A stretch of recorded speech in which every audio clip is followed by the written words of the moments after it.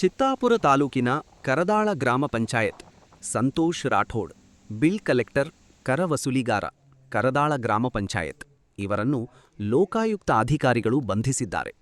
ಒಟ್ಟು ರೂ. 15,000 ಫೋನ್ಪೇ ಮುಖಾಂತರ ಲಂಚ ಪಡೆದುಕೊಂಡು ಲೋಕಾಯುಕ್ತ ಬಲೆಗೆ ಬಿದ್ದಿದ್ದಾರೆ.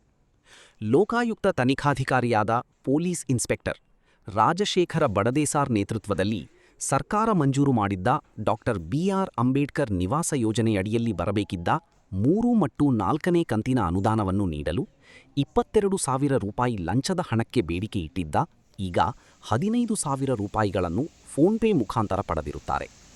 ತನಿಖೆಯ ನಂತರ ಅವರನ್ನು ಆರೋಪಿಯನ್ನು ನ್ಯಾಯಾಲಯ ಬಂಧನಕ್ಕೆ ಒಪ್ಪಿಸಲಾಗುವುದು ಎಂದು ತಿಳಿಸಿದ್ದಾರೆ.